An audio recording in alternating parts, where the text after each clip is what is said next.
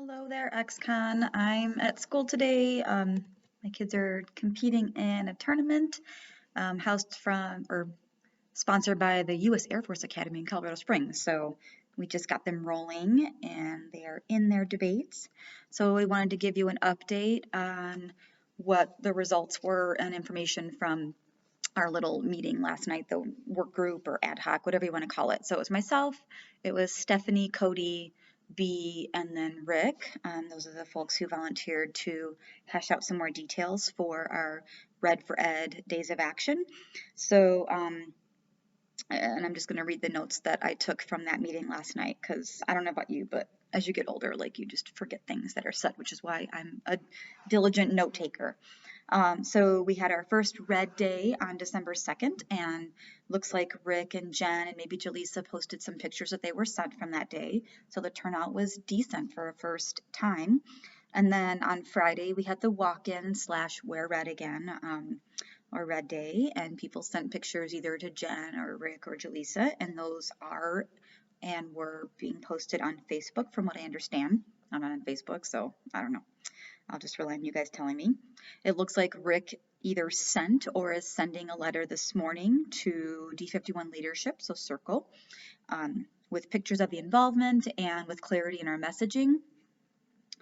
And then the next plan is for Tuesday, December 8th, at the virtual board meeting, the D51 Board of Ed meeting. Schools should, or teachers from their school should post in the comments, your school strong, in this together. And so Rick is going to put a message together just to give a little template for everyone to use. And that's just really to make our presence known.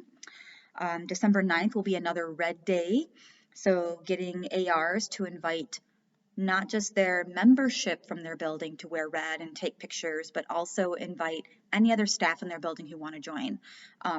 A couple of us commented last night that our building leaders, our principals, were like, we'll wear red with you, of course, right? And they understand the detailed message that is a little bit tricky to give to our media, because I did an interview yesterday in the afternoon, and the questions, I could tell he was trying to get me to like take a jab at our district leadership, and I'm like, this is not the time or place for it. Like, I'm not going to take a jab and make myself look bad. But getting that message out, so we should get that to ARs this weekend so that they can send an email to their entire staff if they choose, right, to invite them to participate in that Red Day.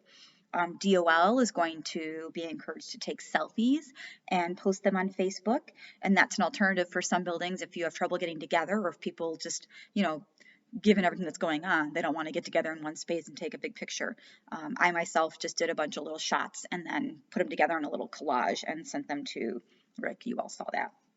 And then on December 11th, next Friday, we do have some buildings that are all for a walkout, but we have other buildings that are really hesitant about that. We have this this sort of spectrum in our membership that some are gung-ho, a little bit aggressive, like myself can be sometimes, and then some are just very gentle and they don't want this to come across at all of teachers complaining, because we know how sometimes that can happen if we're not super careful.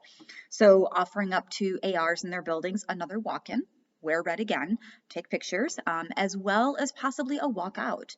And I think this should be a choice for our members. We shouldn't mandate anything or look down upon them if they don't do that, right? But just encourage them to really participate. With the hope is that at least by Wednesday, we see much more participation once people realize that we do have this solid messaging and it's clear, but we're not trying to cause this conflict with the district, right? We're trying to help each other and work together in this challenging time for all educators. Let's see. And then next Friday, Rick will send another letter or message to D51 leadership with pictures of involvement for the week. And then that's the place where, it sounds like some people would like Rick to share the exact message that he sends with Circle. And so I think that's legit. Let's ask him, what's the message you're sending, right? Because the direct message to Circle should be about, we're in this together as teachers and we're in this with you, but here are the couple of things that we really need to make sure we're continuously working on as a district, right? And I think that's about it. we talked about like the end result. What do we want out of all this before Christmas break? And one of those, of course, is improved communication and probably more transparency in communication, which I'm seeing more of that in the emails. I think we all are. And I messaged that in my interview yesterday that the communication is getting better, right? I didn't say it was great because it's going to be a challenge to make it as perfect as we all are looking for, but we definitely want to see significant improvement. And then the other possible end result, right, and I have a question mark next to this, is that we get a live panel, an organized live panel between Circle Hill and the ADs and XCon, right? So, sorry, ADs are in XCon. So with XCon, but it's got to be something that's not, it's not about attacking anybody, like possibly letting Circle and Hill know what we're going to be asking them about, and this would be recorded so we can send it out to our ARs and possibly our membership, because we do want some honest answers. We want them to be clear about all these pieces that we're asking. And in a board meeting, I think they feel like they're, you know, they're on the frying pan, right? So they have to be super careful about how they respond. But we also want to make sure that they're giving honest answers and not trying to sugarcoat things for everybody. And I think the last thing is, so this will be week 2, and then the third week, possibly getting families involved. I know I've had a couple of parents ask me, how can we support teachers? And it sounds like Stephanie had that too, and some others, like even if they put on their car window, PHS strong in this together, right? Just really trying to unite our community. And I just had a thought, like with everything else going on and how politically diverse our community is, I wonder if this could help start to bring our community together a little bit more. So even a greater impact than we thought. Anywho, so yeah, that's what happened last night. There was discussion around the clarity of communication and messaging on Rick's part, and I think Stephanie and the others did a great job of bringing that up with Rick about transparency and communication, and the workload piece, like making sure that all buildings know what they can let go of right now.